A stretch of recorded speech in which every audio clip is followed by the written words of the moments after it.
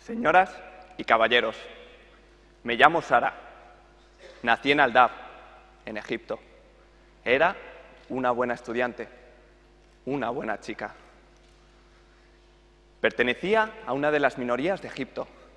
Era cristiana copta. Era el 30 de septiembre de 2011. Tenía 14 años cuando volvía del colegio. Desde entonces, mi familia no ha vuelto a verme. Solo saben que me han secuestrado, me han obligado a casarme y me han impuesto, contra mi voluntad, el Islam. Mi secuestrador, Abdel Gawad, hombre de 29 años casado, es el hijo de un conocido líder salafista de la zona. Su mera presencia, la presencia de los salafistas, inspira temor entre propios y ajenos. Han incrementado su poder en los últimos años. No solo eso, han proclamado una terrible idea: el odio hacia los coptos. Nuestra presencia supone una blasfemia a la que hay que poner fin. Ideas tan simples, llenas de prejuicios y fundamentalismo, atentan contra la propia esencia de nuestra tierra. Olvidan que esta tierra, que ha crecido y se ha desarrollado bebiendo de las aguas del Nilo, se denomina Egipto, que proviene del vocablo griego Aegyptius, que significa copto. Olvidan que somos descendientes de la civilización egipcia y, por tanto, constituimos una de las primeras comunidades cristianas de la historia, datando del siglo I de nuestra era.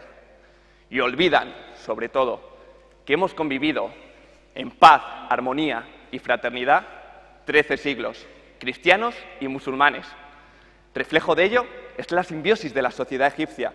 Durante las revueltas democráticas del año 2011 nos unimos y luchamos juntos por un mejor futuro común.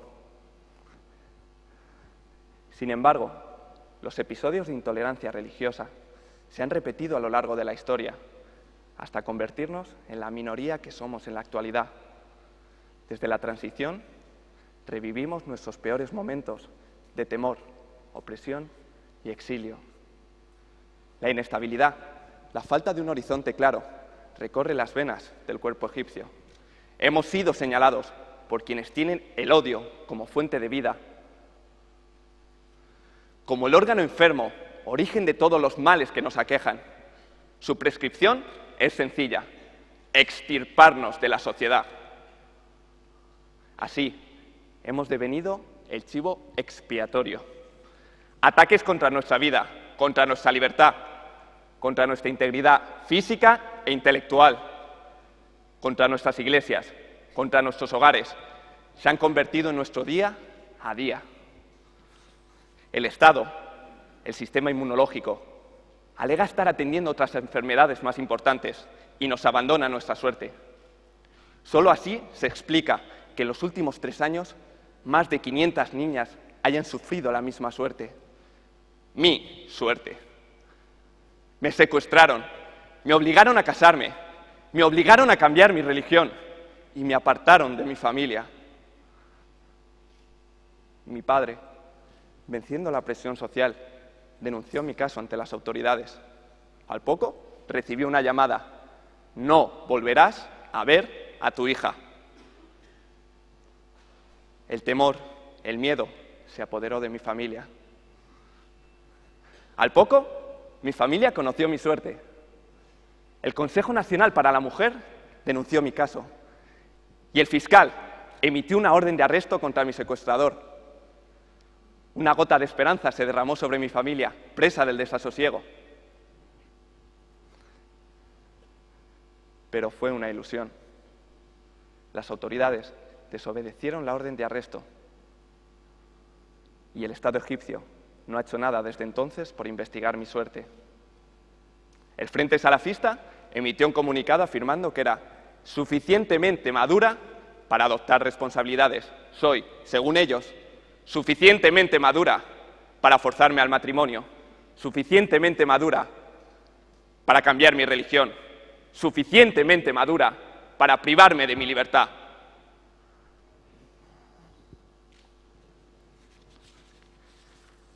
Esta es la situación de Sara, 2 años y 4 meses desaparecida, viviendo en medio del miedo y la opresión, sin derecho a la vida, porque vivir sin voluntad propia no es vivir.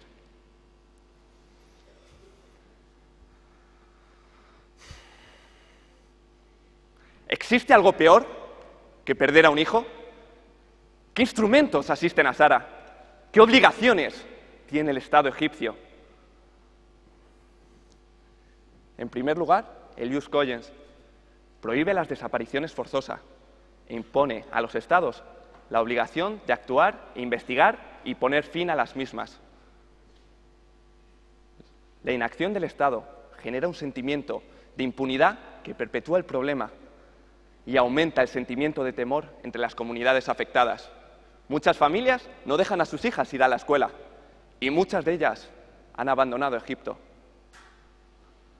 Las desapariciones forzosas han sido definidas por el Tribunal Penal Internacional para la ex Yugoslavia como una violación particularmente atroz de los derechos humanos y uno de los crímenes más graves que pueden ser cometidos contra un ser humano.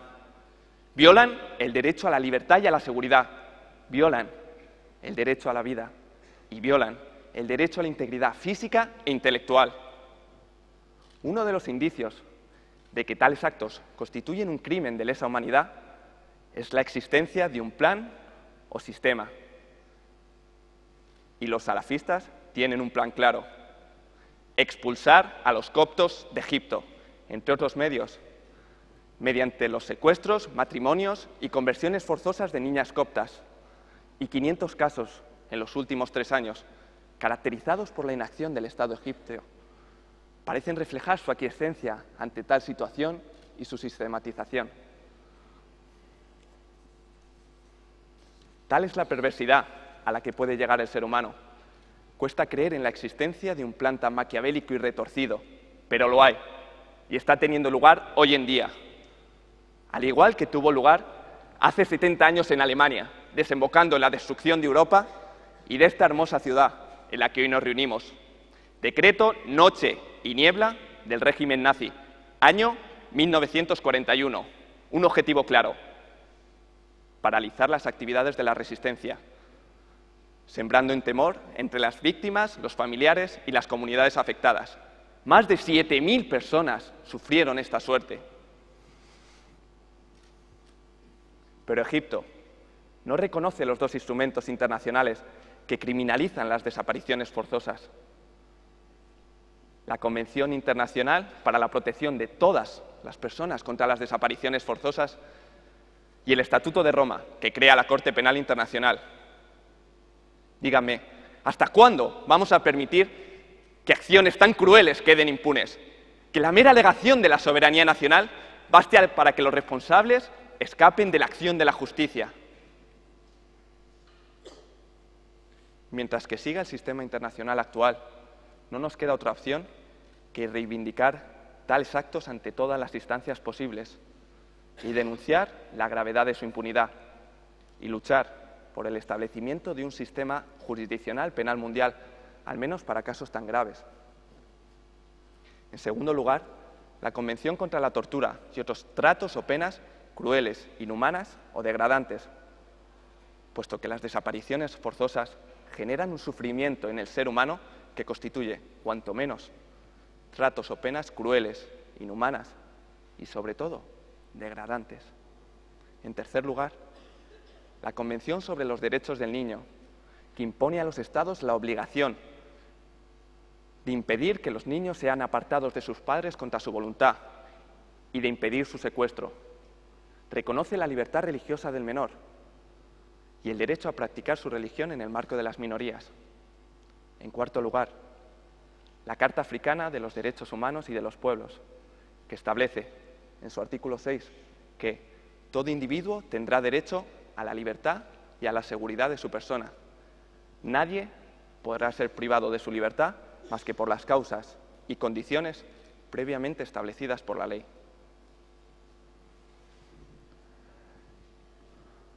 Señoras y caballeros, ante esta honorable tribuna defiendo la causa de Sara y de otras tantas niñas coptas víctimas de secuestros, matrimonios y conversiones forzosas, de situaciones que suponen la negación de su dignidad como seres humanos, situaciones que atemorizan a sus familias y a sus comunidades. Imagínense por un instante el sentimiento de dolor, de soledad, de sometimiento, de opresión que experimenta una persona secuestrada y añádanle tener solo 14 años. Oigamos todos su grito, ahogado por los abusos y la humillación, pidiéndonos que la liberemos. Denuncio la inacción y la tolerancia del Estado egipcio ante tales aberraciones, porque el Estado egipcio no se limite a ratificar los textos internacionales sobre derechos humanos que ha suscrito,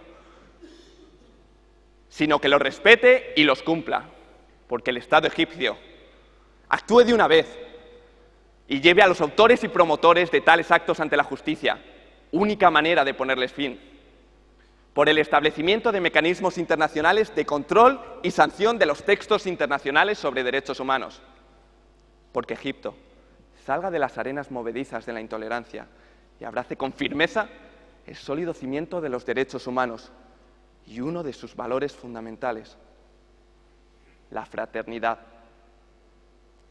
Permitamos que Sara crezca como una niña normal. Os invito a que apoyéis su causa, porque Sara recupere su esencia como ser humano y ninguna otra niña tenga que vivir su suerte. Muchas gracias.